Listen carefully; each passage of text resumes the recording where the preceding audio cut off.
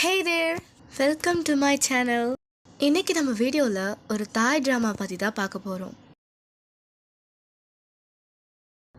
இந்த ட்ராமாவோட name F4 Thailand. இது ஒரு ஹை ஸ்கூல் ட்ராமா. உங்கள் எல்லாருக்கும் இது பிடிக்கும்னு நினைக்கிறேன். பிடிச்ச வாய்ஸ் ஆஃப் ஸ்ரீ சேனலை சப்ஸ்கிரைப் பண்ணுங்கள். So let's go. இந்த ட்ராமாவோட ஸ்டார்டிங்கில் தாய்லாண்டில் பேங்காக்ல இருக்க ஒரு பணக்கார ஹை ஸ்கூல் தான் காமிக்கிறாங்க. இங்கே பொறுப்பான பிள்ளையா உட்காந்து படிச்சுட்டு இருக்காங்கல்ல, இவங்க தான் நம்ம ஹீரோயின் கோரியா. அப்போது ஹேனான்ற ஒரு பொண்ணு வந்து நான் அப்ராட்லேருந்து வந்திருக்கேன்னு சொல்கிறா. அதுக்கு கோரியா நான் ஸ்காலர்ஷிப் மூலமாக வந்தேன்னு சொல்கிறா. ஹேனா உடனே நம்ம ஃப்ரெண்ட்ஸாக இருக்கலாமான்னு கேட்குறா. அதுக்கு கோரியாவும் ஃப்ரெண்ட்ஸாக இருக்கலான்னு சொல்கிறா. ஹேனா என்ன மாதிரி நியூ ஸ்டூடெண்ட்க்கு ஏதாவது அட்வைஸ் இருக்கான்னு கேட்குறா. அதுக்கு கோரியா இன்றைக்கி தான் ஒரு நியூ ஸ்டூடெண்ட்டோட ராக்கரில் ரெட் கார்டு வச்சாங்க.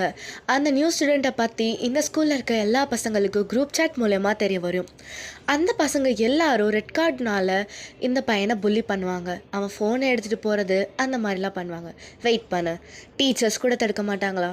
பிரின்ஸிபல் கூட தடுக்க மாட்டாங்க. அதுக்கப்புறமா அந்த பையனை இப்போது ஒரு ஸ்டேடியம் கூப்பிட்டு போயிட்டு அங்கே புல்லி பண்ண ஆரம்பிக்கிறாங்க. எல்லா ஸ்டூடெண்ட்ஸும் சுற்றி நின்று வேடிக்கை பார்க்க அங்கே 4 பாய்ஸ் வராங்க. இந்த 4 பேரும் தான் F4 பாய்ஸை பார்த்து அங்கே இருந்த நிறைய கேர்ள்ஸ் எக்ஸைட் ஆகுறாங்க. ஹேனா கிட்ட என்ன நடக்குதுன்னு காட்டுறதுக்காக கோரியா கூட்டிகிட்டு வரா. இங்கே உட்காரான்ல, இவன் தான் நம்மளோட ஹீரோ டைம் தான் இந்த பையனுக்கு ரெட் கார்டு கொடுத்துருக்கா. நீங்கள் புல்லி பண்ணியிருக்க எல்லா வீடியோவும் என்கிட்ட இருக்குது அப்படின்னு சொல்லிட்டு அந்த பையன் சொல்கிறான். அதுக்கு டைம் இந்த வீடியோவா அப்படின்னு சொல்லிட்டு கேட்டுட்டு ஒரு வீடியோவை காமிக்கிறான். அந்த இருக்க வீடியோ எல்லாமே டெலீட் ஆகிடுது. உன்னால் ஒன்றும் பண்ண முடியாது அப்படின்னு டைம் சொல்கிறான். இதை கேட்ட அந்த நியூ ஸ்டூடெண்ட் பையனுக்கு கோவம் வந்து டைமை அடிக்கிறான். டைமும் திருப்பி அடிக்கிறான். 2 பேருக்கும் சண்டை வந்துடுது. இதெல்லாம் F4ல இருக்க ஒரு பையன் பார்த்துட்ருக்கான். அவன் உடனே எந்திரிச்சிடுறான். அந்த பையனுக்கு இந்த மாதிரி சண்டை போடுறதே பிடிக்கல. இவனோட பேர் தான் ரென். இவன் பேசிக்கலாகவே ஒரு நல்ல பையன். இவங்க இப்படி புல்லி பண்ணுறதை பார்த்து கோரியாவுக்கு ரொம்ப கோவம் வருது. அந்த ஸ்டூடெண்ட்ஸும் இவங்க புல்லி பண்ணுறதை பற்றி கவலைப்படுற மாதிரி தெரியல, என்கரேஜ் தான் பண்ணுறாங்க. ஸோ நம்ம 2 பேரும் இவங்களோட பிரச்சனையில் தலையிடாமல் இருந்தோன்னா நம்ம நிம்மதியாக இருக்கலாம், ஸ்டடீஸில் மட்டும் கான்சென்ட்ரேட் பண்ணலான்னு சொல்லிட்டு கோரியா ஹேனா கிட்ட சொல்கிறா. கோரியாவுக்கு கோவம் வந்துச்சுன்னா அவள் எப்போவுமே இந்த ஸ்கூலோட ரூஃப் டாப், அதாவது மொட்டை மாடிக்கு போயிட்டு அவளோட கோவத்தெல்லாம் அங்கே தான் அவள் வெளிப்படுத்துவா. இதெல்லாம் ஒரு ஸ்கூலா? வெளியே இருந்து பார்க்கறதுக்கு ரொம்ப பணக்கார ஸ்கூலு அப்படி இப்படின்னு பேர். ஆனால் உள்ளே வந்து பார்த்தா தான் இங்கே நடக்கிற கொடுமை எல்லாம் தெரியும். இப்படி ஒரு மோசமான ஸ்கூலை நான் பார்த்ததே இல்லை. இப்படி இவ கத்திட்டு இருக்கிறத அந்த F4ல அந்த ரென் அப்படின்ற பையன் பார்த்து லைட்டாக ஸ்மைல் பண்ணுறான். நெக்ஸ்ட் சீனில் ஒரு ஃப்ளவர் ஷாப் காமிக்கிறாங்க. எப்போவுமே கோரியா ஸ்கூல் முடிஞ்சோடனே இந்த ஃப்ளவர் ஷாப்புக்கு தான் பார்ட் டைமாக வருவா. இங்கே இருக்காரு, இவர் தான் இந்த கடையோட ஓனர். இந்த அங்கிள் சொல்கிறாரு, நீ சொல்கிறதெல்லாம் என்னால் நம்ப முடியல, F4 பாய்ஸ் எல்லாமே ரொம்ப நல்லவங்க அப்படின்னு சொல்கிறாரு. அவர் வந்துட்டு ஒரு ஆர்டிக்கலை படிச்சுட்டு இப்படி சொல்கிறாரு. நெக்ஸ்ட்டு அந்த அங்கிள் சொல்கிறாங்க, ஃபர்ஸ்ட் டைம் ரொம்ப பணக்கார பையன், ஸ்போர்ட்ஸ்லேயும் சரி ஸ்டடீஸ்லேயும் சரி ரொம்ப ஸ்மார்ட். அதுக்கு கோரியா சொல்கிறா, அதான் எனக்கு ரொம்ப டவுட்டாக இருக்குது. எந்த கிளாஸுமே அட்டன் பண்ண மாட்டான், ஆனால் எப்படி பாஸ் ஆகிறான்னு தான் தெரில. Okay, next MJ. இவனும் பணக்காரன் தான், ரொம்ப கூலான ஒரு பேட் பாய். இவனை மோஸ்ட்டாக பாரில் தான் பார்க்க முடியும். ஆக்சுவலாக MJ ஒரு மாஃபியா அப்படின்னு கோரியா சொல்கிறா. பட் அங்கிள் சொல்கிறாரு, நெக்ஸ்ட் கவினும் ரொம்ப பணக்கார பையன்தான். அவனோட ஃபேமிலி ஒரு ஹெல்த் கேர் பிஸ்னஸ் வச்சுருக்காங்க அப்படின்னு சொல்கிறாரு. அதுக்கு கோரியா கவின் ஒரு ப்ளே பாய் அப்படின்னு சொல்கிறா. அங்கிள் நெக்ஸ்ட் சொல்கிறாரு, ஓகே நெக்ஸ்ட் ரென்.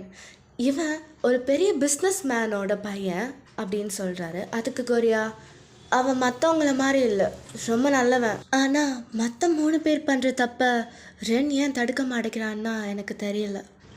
நெக்ஸ்ட்டு கோரியா இன்றைக்கி நடந்ததை பற்றியும் ஹேனா ஃப்ரெண்டானதை பற்றியும் கன்னிங் கிட்ட சொல்கிறா. கன்னிங் யாருன்னா இவ கூட இவ்வளோ நேரமாக நின்றுட்டுருக்கால, இந்த பொண்ணு தான் கன்னிங்.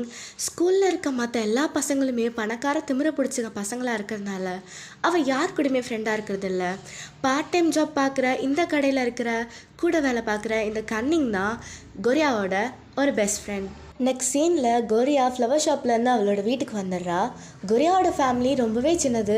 அவளோட அம்மா, அப்பா, அப்புறம் தம்பி தான் இருக்காங்க. கொரியாவோட அம்மா வந்து கொரியா கிட்ட, இந்த மாதிரி நீ ஒரு பணக்கார ஸ்கூலில் படிக்கிறது எனக்கு எவ்வளோ பெருமையாக இருக்குது தெரியுமா அப்படின்னு சொல்லி பேசுகிறாங்க.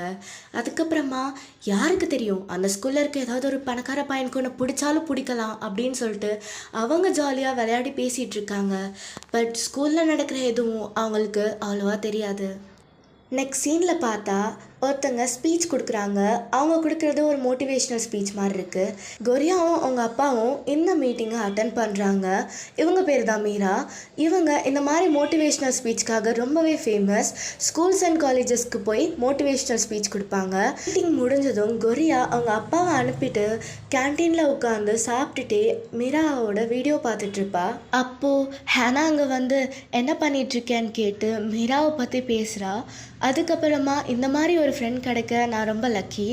இப்படி இந்த ஸ்கூலில் இப்படிலாம் நடக்குதுன்னு சொன்னதுக்கு ரொம்ப தேங்க்ஸ். இல்லைனா நானும் அந்த மாதிரி ஏதாவது ஒரு பிரச்சனையில் போய் மாட்டியிருப்பேன்னு சொல்கிறா. அதுக்கு கொரியா, கவலைப்படாத, நான் தான் சொல்லிட்டேன்ல, இனிமேல் நம்ம 2 பேரும் ஸ்டடீஸ் பற்றியே கான்சன்ட்ரேட் பண்ணலான்னு சொல்லி 2 பேரும் பேசுகிறாங்க. அதுக்கப்புறமா ஹேனா லன்ச் வாங்கலான்னு சொல்லிட்டு எந்திரிச்சு போகிறா. ஹேனா லன்ச் வாங்கிட்டு வரும்போது தெரியாமல் டைம் மேலே இடித்து நூடுல்ஸும் ஜூஸும் அவனோட எக்ஸ்பென்சிவ் ஷூ மேலே ஊற்றிடுது. ஹேனா உடனே தலை குனிஞ்சு, என்னை மன்னிச்சிருங்க, நான் தெரியாமல் பண்ணிட்டேன் அப்படின்னு சொல்கிறா. என்ன தெரியாமல் பண்ணிட்டியா அப்படின்னு சொல்லிட்டு சிரிச்சுட்டே கேட்குறான். ஹேனா மறுபடியும் என்னை மன்னிச்சிருங்க, நான் தெரியாமல் பண்ணிட்டேன், உங்களுக்கு வேணால் நான் வேறு ஷூ வாங்குறேன்னு சொல்கிறா. அதுக்கு உடனே டைம், என்னது உன்னால் இந்த ஷூ வாங்க முடியுமா அப்படின்னு சொல்லிட்டு கேட்குறான். பின்னாடி இருக்க எம்ஜேவும் கவினும், இது என்ன ஷூ தெரியுமா உனக்கு, இது பாரிஸ்லேருந்து வாங்கினது, இதெல்லாம் உன்னால் வாங்க முடியாது அப்படின்னு சொல்கிறாங்க. டைம் உடனே, ஓகே மற்ற ஸ்டூடெண்ட்ஸே சொல்லட்டும், நீங்களாம் என்ன நினைக்கிறீங்க அப்படின்ற மாதிரி கேட்குறான். மற்ற ஸ்டூடெண்ட்ஸ் எல்லோரும் கிளாப் தட்டி ஹேனா வந்துட்டு டைமோட ஷூவில் இருக்கிற நூடுல்ஸை வந்துட்டு அவளோட நாக்கால் க்ளீன் பண்ணுன்னு சொல்லிட்டு சொல்கிறாங்க. இது வரைக்கும் பொறுமையாக இருந்த கொரியா கோவப்பட்டு எந்திரிச்சு நேராக டைம் கிட்ட போகிறா. அதான் அவள் தெரியாமல் பண்ணிட்டேன்னு சொல்கிறாள், அவளை மன்னிச்சிருங்க அப்படின்னு கொரியா சொல்கிறா. அதுக்கு டைம், எனக்கே ஆர்டர் போடுறியா அப்படின்னு சொல்லிட்டு கேட்குறான். உடனே கொரியா, நான் ஆர்டர்லாம் போடல, அவளை மன்னிச்சிருங்கன்னு தான் சொல்கிறேன் அப்படின்னு சொல்கிறா. டைம் உடனே, உன்னோட ஆர்டரை நான் அக்செப்ட் பண்ணுறேன் அப்படின்னு சொல்லிட்டு ஹேனா கிட்ட போகிறான். உனக்கு ரொம்ப நல்ல ஃப்ரெண்ட் கிடச்சிருக்கா, நீ கொடுத்து வச்சுருக்கணும் அப்படின்னு சொல்லிட்டு அங்கேருந்து போயிடுறான். நெக்ஸ்ட் டே மார்னிங் கொரியா ஸ்கூலுக்கு வந்து அவளோட லாக்கர் ஓப்பன் பண்ணி பார்த்தா அதில் ரெட் கார்டு இருக்குது. இதோட ஃபர்ஸ்ட் எபிசோட் முடிஞ்சது. நெக்ஸ்ட் என்ன நடக்கும், டைம் என்ன பண்ண போகிறா அப்படின்றத நெக்ஸ்ட் எபிசோடில் பார்க்கலாம். இந்த வீடியோவும் இந்த ட்ராமா உங்களுக்கு பிடிச்சிருந்துச்சுன்னா வாய்ஸ் ஆஃப் ஸ்ரீ சேனலை சப்ஸ்கிரைப் பண்ணுங்கள். தேங்க்ஸ் ஃபார் வாட்சிங்.